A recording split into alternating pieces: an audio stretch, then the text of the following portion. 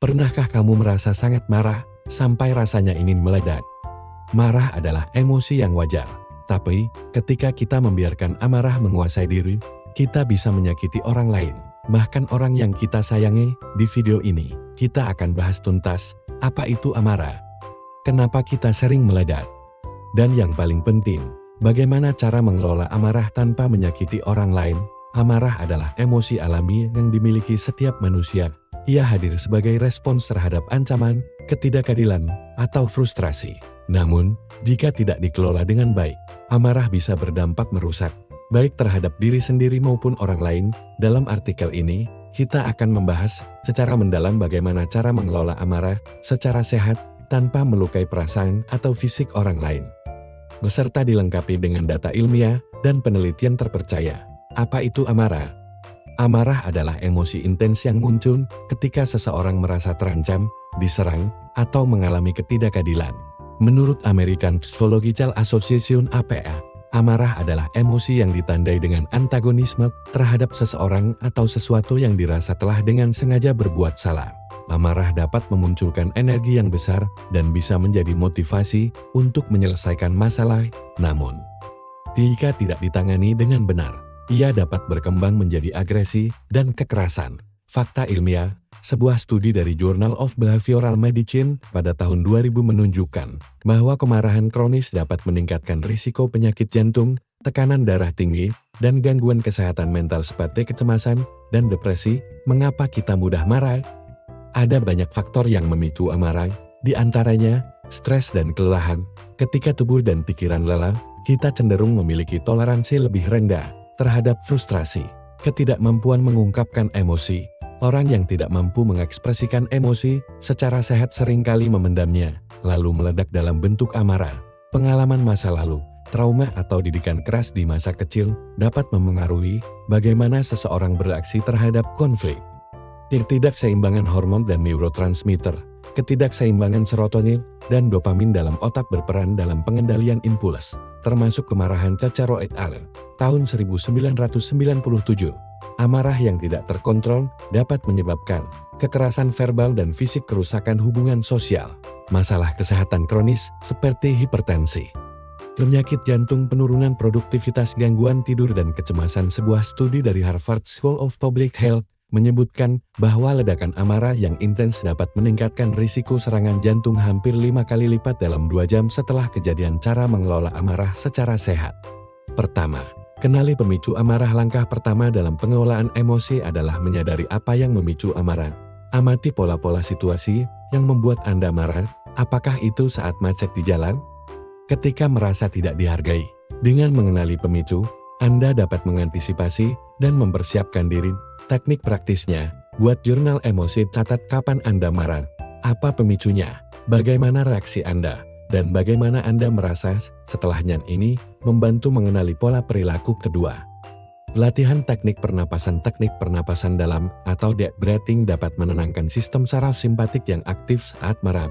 Fokus pada napas membantu mengalihkan perhatian dari sumber kemarahan. Penelitian, sebuah studi di Frontiers in Psychology tahun 2018 menunjukkan bahwa latihan pernapasan selama 20 menit dapat secara signifikan menurunkan tingkat stres dan agresi. Latihan, tarik napas dalam 4 detik, tahan 4 detik, hembuskan perlahan 6-8 detik, kemudian ulangi selama 5-10 menit. Ketiga, gunakan teknik time out. Time out bukan hanya untuk anak-anak.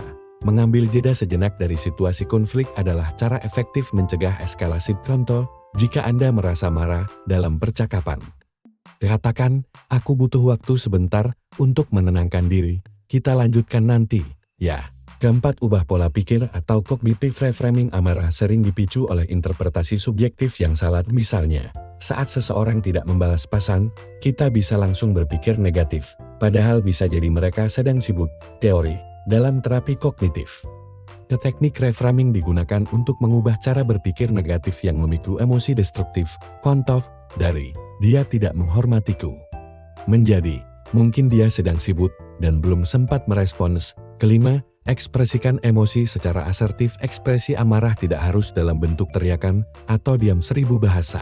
Ekspresi asertif berarti menyampaikan perasaan dengan jujur, sopan, dan tegas. Contoh, Aku merasa terganggu ketika rencana kita dibatalkan tanpa pemberitahuan. Lain kali, aku ingin diberitahu lebih awal. Penelitian oleh Alberto dan Emmons dalam buku Your Perfect Trait menunjukkan bahwa individu yang berperilaku asertif memiliki hubungan sosial lebih sehat dan lebih sedikit mengalami ledakan emosi. Keenam, salurkan energi lewat aktivitas fisik.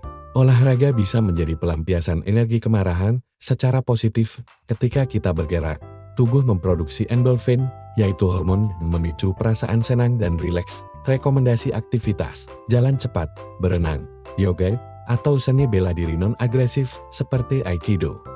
Studi dari Journal of Health Psychology tahun 2010 menyebutkan bahwa aktivitas aerobik secara rutin menurunkan tingkat kemarahan dan kecemasan. Ketujuh, bicara dengan orang yang dipercaya atau terapis menyimpan emosi terlalu lama dapat meledak di waktu yang salah. Bercerita kepada orang yang dipercaya bisa menjadi katarsis dan membuka perspektif baru. Jika amarah menjadi terlalu intens atau sering, konsultasi ke psikolog atau konselor bisa menjadi pilihan terbaik. Terapi perilaku kognitif CBT terbukti efektif dalam mengelola kemarahan. Menurut Cognitive Therapy and Research, ke-8 latihan mindfulness dan meditasi mindfulness membantu kita menyadari emosi tanpa bereaksi impulsif. Dengan latihan ini, seseorang bisa mengamati rasa marah tanpa langsung bertindak atasnya. Teknik sederhana: duduk tenang, tarik napas perlahan, fokus pada napas atau suara alam dan amati pikiran yang muncul tanpa menilai. Studi oleh Singa pada tahun 2007 menunjukkan bahwa intervensi berbasis mindfulness menurunkan frekuensi kemarahan pada remaja dan dewasa muda. Perbedaan antara amarah sehat dan tidak sehat. Amarah sehat diungkapkan secara asertif, fokus pada solusi, tidak menyakiti, berdampak jangka pendek. Amarah tidak sehat diledakkan secara agresif, fokus menyalahkan orang lain, menyakiti secara verbal dan fisik, dan berdampak jangka panjang dan merusak. Studi kasus, manajemen amarah dalam kehidupan nyata. Kasus 1, konflik pasangan, masalah. Seorang suami merasa diabaikan oleh istrinya yang sibuk bekerja. Ia marah dan mulai membentak. Solusi sehat, ia mulai mencatat perasaannya dalam jurnal. Mencoba teknik pernapasan saat mulai emosi, mengajak istri bicara dengan pendekatan e-message, yaitu, aku merasa tidak diperhatikan. Bukan kamu yang salah. Hasil komunikasi membaik, hubungan lebih hangat. Kasus 2, lingkungan kerja, masalah. Seorang karyawan sering mendapat kritik dari atasan, merasa marah dan tertekan. Solusi sehat, mengikuti pelatihan manajemen emosi di kantor. Mencoba teknik mindfulness sebelum menghadapi rapat dan belajar mengekspresikan keberatan secara asertif. Hasil, lebih percaya diri dan mampu menangani konflik tanpa emosi meledak-ledak. Peran nutrisi dan tidur dalam mengelola amarah. Tahukah Anda bahwa pola makan dan tidur juga memengaruhi emosi? Kekurangan tidur meningkatkan iritabilitas dan impulsif. Kekurangan magnesium dan vitamin B berhubungan dengan kecemasan dan suasana hati buruk, dan kafein berlebihan dapat meningkatkan kegelisahan. Dalam studi oleh University of Pennsylvania Pilcher Hospital tahun 1996, kekurangan tidur selama 24 jam dapat menurunkan kemampuan regulasi emosi hingga 60%. Kesimpulannya, mengelola amarah bukan berarti menekannya, tetapi menyalurkannya secara sehat. Kita perlu menyadari bahwa amarah adalah sinyal emosional yang bisa menjadi kekuatan konstruktif bila dikendalikan dengan tepat. Melalui teknik seperti pernapasan, reframing kognitif, latihan fisik, mindfulness, dan komunikasi asertif, kita bisa menghindari perilaku yang menyakiti orang lain. Tidak ada satu metode ajaib untuk semua orang, tetapi kesadaran diri, latihan rutin, dan dukungan sosial atau profesional adalah fondasi penting dalam membentuk pengendalian emosi yang sehat. Kalau kamu suka konten seperti ini, jangan lupa klik like, subscribe, dan nyalakan lonceng notifikasi ya. Tulis di kolom komentar, apa yang biasanya memicu amarahmu, dan bagaimana cara kamu mengelolanya. Terima kasih sudah menonton, sampai jumpa di video berikutnya, dan tetap tenang.